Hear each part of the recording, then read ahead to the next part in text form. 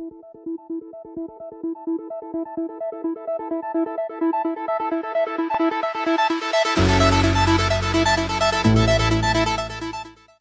que la séance académique de soutenance publique de la... C'est M. le professeur Eustache Transasso.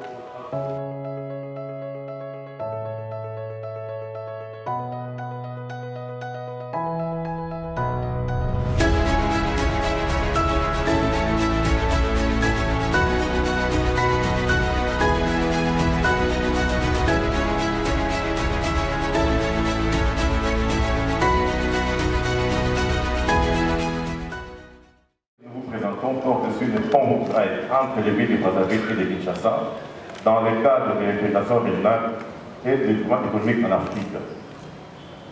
Cette présentation porte 6 points. 1. Introduction. 2. Données et méthodes. 3. Résultats des recherches. 4. Difficultés rencontrées. 5. Perspectives de la thèse. 6. Conclusion. Problématique. L'inadéquation entre l'offre et la demande des transports est à la base de la faiblesse d'échange intra- et interbranche en Afrique. Pour pallier à ces déficits de transport sur le plan sous-régional et continental, certains programmes ont été mis en place avec pour objectif l'amélioration, la réhabilitation et la reconstruction des infrastructures de transport susceptibles de booster l'échange et le développement économique avec le reste du monde. Ces efforts ont conduit à l'identification d'un certain nombre de corridors outre-africains, parmi lesquels figure le corridor Tripoli-Wido-Cap. Ces corridors comprennent dans son parcours le maillon Kinshasa-Brazzaville, ville séparée par le fleuve Congo, dont la liaison ne peut se faire que par un pont route-rail constituant son chaînon manquant. Les recherches récentes de la Commission de l'Union africaine, de la CENICET, démontre les liens existants entre les infrastructures de transport, l'intégration régionale et le développement économique en Afrique. Avant même sa construction et sa mise en service, le PRR suscite des inquiétudes auprès des populations de deux pays. Les uns craignent le détournement du commerce et la délocalisation des tonnages des ports maritimes. Les autres craignent la perte des recettes liées au transit des marchandises et l'augmentation des flux migratoires, surtout incontrôlés. Le pont route-rail qui est planté devant nous, c'est un projet du NEPAD et de la CAC. Il est compté parmi les 14 projets prioritaires du NEPAD qui va permettre de lier le nord qui est la Libye, l'Afrique, avec le sud qui est la République sud-africaine. Comme on peut le voir sur ces schémas, c'est la plus grande transafricaine en termes de longueur avec 10 800 km. Qui réunit les trois régions naturelles de l'Afrique et qui peut booster les échanges au niveau du continent africain. Revue des littératures. Deux grandes théories sous-tendent cette recherche. Premièrement, la théorie des avantages comparatifs de Ricardo et des modèles néoclassiques de Cher-Olin Samuelson. Deuxièmement, la nouvelle économie géographique de Paul Krugman. Ces deux théories sont parfaitement opposées quant à la notion de l'incidence des infrastructures de transport sur le développement économique. La première théorie, dominée par les deux écoles, fait en effet l'hypothèse de l'absence des coûts de transport aussi bien à l'intérieur des pays qu'entre pays, en raison de l'hypothèse de l'unicité des prix sur le marché.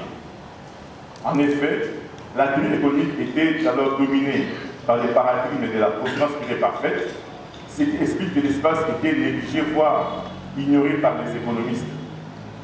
La deuxième théorie, intégrant dans la littérature de l'économie internationale la notion du coût des transports, est bien connue sous les termes de la nouvelle économie géographique.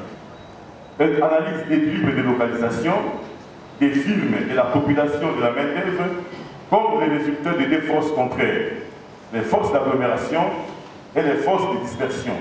Et les résultats de l'équilibre entre ces deux forces dépendent en partie du coût des transports entre les localisations. Question de recherche. La question principale de recherche est de savoir quelle est l'incidence du PRR sur l'intégration régionale et le développement économique en Afrique. De manière spécifique, cette étude s'attelle à répondre aux deux questions suivantes.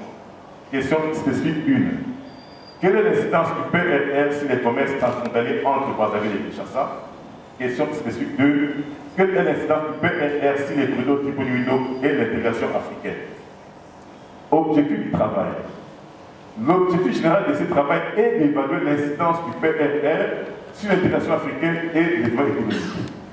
Objectif spécifique. 1. Démontrer l'incidence du PRR sur les commerces transfrontaliers entre Brazzaville et Kinshasa. 2. Évaluer l'incidence du PRR sur l'économie du Boïno Cap et l'intégration africaine. De nos questions de recherche découlent des hypothèses suivantes. Hypothèse spécifique 1. Le PRR contribue positivement et significativement sur les commerces transfrontaliers entre Kinshasa et Brazzaville. Hypothèse spécifique 2. Le PRR affecte de manière positive les corridors Boïno Cap et l'intégration africaine. Méthodologie adoptée. Dans ce travail, nous avons adopté des approches méthodologiques. Une approche microéconomique dont le soubassement est un questionnaire, dont les données ont permis des analyses statistiques et l'estimation du modèle économique logique. Les interprétations des résultats ont permis la vérification de l'hypothèse 1. La deuxième approche, c'est l'approche macroéconomique. Avec la police des données, on a fait l'estimation du modèle de gravité en panel dynamique. L'interprétation et l'action des résultats ont permis de vérifier l'hypothèse 2. La vérification des deux hypothèses 1 et 2 ont permis de vérifier l'hypothèse principale. Le PRR exerce un effet positif sur l'intégration africaine et le développement économique. Source de données. Les données pour la première partie, approche microéconomique. Enquête de terrain. La population visée dans cette enquête est constituée des opérateurs économiques de Kinshasa et de Brazzaville, exerçant dans l'import-export pour Kinshasa. Aucune enquête, à notre connaissance, n'a été réalisée à ce sujet. Nous formons l'hypothèse que la moitié des PME ou entreprises des répertoires à notre disposition seraient probablement dans l'import-export vers Kinshasa. Par conséquent, ces PME ou entreprises dans l'import-export seraient probablement dépendantes du PRR et l'autre moitié n'en serait pas dépendante en fixant les niveaux de paix à 0,5. Ainsi, pour tirer l'échantillon, nous avons recouru à la méthode probabiliste à travers cette formule. La tête de l'échantillon calculée est de 163 arrondis à 165 ménages. Enquête des structures.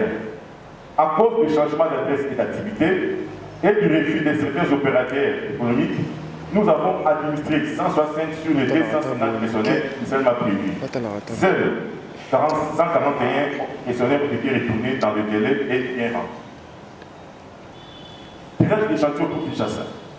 Un remettre de 6530 PME sur le répertoire indice de la FEC et la division urbaine de l'économie Guide-Ouest exerçant dans la ville de Kinshasa. Un second tirage de 403 PME regroupant celles exerçant dans les communes de Gomé, Barungo et Kinshasa, dans la ville de Kinshasa, constituant ici la base des sondages. Un dernier tirage aléatoire simple à partir de la base des sondages a permis de tirer 290 PME répartis ensemble pour la division urbaine de l'économie Guide-Ouest et 190 pour la FEC exerçant dans l'import-export situé dans les communes susmentionnées. Ne connaissant pas la proportion des PME de la ville de Kinshasa qui sont dans l'import-export vers Brazzaville, nous fixons la même hypothèse que celle faite pour Brazzaville, celle de la moitié des PME ou entreprises qui seraient dans l'import-export avec P égale à 0,5. Ainsi, P égale à 0,5, ce qui nous permet, par la formule précédente, d'avoir un échantillon de 145 PME arrondi à 150. Enquête des subterrains. À cause des changements d'activité et d'adresse, et du refus des secteurs opérateurs économiques, nous avons administré 150 sur les 290 questionnaires initialement prévus. Seuls 100 questionnaires ont été retournés dans les délais et bien rendus. Méthode. Traitement des données. À l'aide des logiciels SPSS et STATA, nous avons procédé à l'analyse statistique descriptive univariée, bivariée, multivariée et économétrique. Nous avons fait recours à quelques statistiques. L'indice des canaux. Ce test est un indice d'adéquation de la solution factorielle. Un canon élevé supérieur ou égal à 0,70, validité moyenne, indique qu'il existe une solution factorielle statistiquement acceptable qui représente les relations entre les variables. Le test de spéricité des Barclay. Ce test vérifie l'hypothèse d'une selon laquelle toutes les corrélations seraient égales à 0 si la probabilité Q2 du Barclay est inférieure ou égale à 0,05. Rejette l'hypothèse nulle, donc les variables sont suffisamment corrélées. estimation économique du modèle logique. Il s'agit d'un modèle de déterminant socio-économique de l'intégration commerciale bilatérale entre les pays grâce à l'élection du PRR. Ensuite, du test de significativité est un paramètre, test de student, on peut tester la nullité globale des paramètres à travers les tests de Hall, tests de score, les tests du rapport de ressemblance ou de la défiance. À travers les résultats de l'analyse en composantes multiples, nous avons monté un cadre conceptuel de l'incidence du pont au trail, constitué des facteurs collectifs et des facteurs individuels. Les facteurs collectifs sont constitués par les avantages du PRR, les secteurs d'activité, les inconvénients du pont au trail. Les facteurs individuels sont constitués par l'effectif total, les sexes du répondant, les niveaux d'instruction, l'impact de l'incité sur la rentabilité et la préférence du corridor. Les données pour la deuxième partie approche macroéconomique, les variances du modèle de gravité sont recueillies pour un panel non ciblé des pays du corridor TPE-DOCA au cours de la période de 1980-2020. Spécification du modèle. Le modèle de gravité estimé pour évaluer l'incidence du pont au trail sur les corridors TPE-DOCA et l'intégration africaine s'inspire des travaux de Ed et Maher et Zakaria. Le modèle est estimé dans sa formule multiplicative liée au tableau. Dans notre cas, pour mieux capter l'incidence du pont au trail sur les corridors TPE-DOCA et l'intégration africaine, nous avons ajouté 4 variables, à savoir la population de chaque pays du corridor, l'investissement public, la valeur ajoutée agricole, l'état du corridor, le pont au trail, l'incidence de perception de la production et l'incidence de perception de règles et lois. En partant du modèle 1 et en effectuant les modifications proposées, nous obtenons le modèle suivant. Notre modèle, c'est celui-ci. Les résultats descriptifs sont regroupés autour de deux approches qui constituent la thèse, à savoir, premièrement, les résultats de la première partie, approche microéconomique, pont trail intégration régionale. Deuxièmement, les résultats de la deuxième partie, approche macroéconomique, pont trail intégration africaine. Les résultats de la première partie, approche microéconomique, pont trail intégration africaine. Nous présentons 4 résultats. Le premier résultat, c'est issu d'analyse univariée. Résultat 2, analyse bivariée. Résultat 3, analyse multivariée. Résultat 4, analyse économétrique logistique. Ici, que vous puissiez mobiliser la théorie économique. Vous puissiez mobiliser les études empiriques qui ont été réalisées sur les liens entre infrastructure, croissance économique, intégration, développement économique, montrer les limites de ces études-là et de voir comment votre thèse vient participer au dépassement de la frontière du zéro, du savoir, en cette matière. Professeur Moïla, pour les remarques, j'en fais des remarques. Je pense en je voudrais seulement répondre à la question que vous avez posée, si mon apport sur le déplacement des frontières sur les dépendants de la science. Le travail que nous avons fait, c'est un travail soulevé de part et d'autre. Car ces études sont soulevées sous base de quel cas de ces études sont soulevées souvent sous base d'émotion. Et nous avons voulu puiser dans la science pour voir la pertinence des études qui ont été soulevées par les uns et par les autres, en recourant aux premiers bénéficiaires qui sont les autorités, surtout exerçant des enfants d'abord au niveau des villes qui sont pris par les ponts. En allant vers le supérieur économique, nous osons avoir apporté quelque chose par rapport à ce que nous amenons comme information qui peut être utilisée utilement. Le deuxième point que je peux relever, il y a des craintes de part et d'autre, c'est vrai, mais nous trouvons une astuce pour contourner les défis par les ponts le pont routier, le pont outrage des matins, le pont maréchal, qui peut créer un contournement des Kinshasa et des Brazzaville et permettre à ce que l'intégration continentale puisse se faire à travers les corridors du Nord, mais également l'intégration nationale au niveau des pays, au niveau de notre pays. Donc le pont Matad que nous avons apporté comme solution comment je peux appeler ça, à cette vision de la base qui s'oppose à la RDC, peut donner solution à ces divisions, car le pont Matad va réduire les effets pervers qui sont élevés au niveau des deux pays, au niveau des capitales par les populations, mais également ces ponts vont permettre la continuité du corridor du pays Nord jusqu'en Afrique du Sud. À examiner la thèse présentée par les candidats, monsieur le chef des travaux Tanguy Célestin, en vue de l'obtention du grade de docteur en sciences économiques. Après délibération en huis clos, le jury a pris la décision suivante. Monsieur le chef des travaux Tanguy Célestin a réussi avec la mention grande distinction.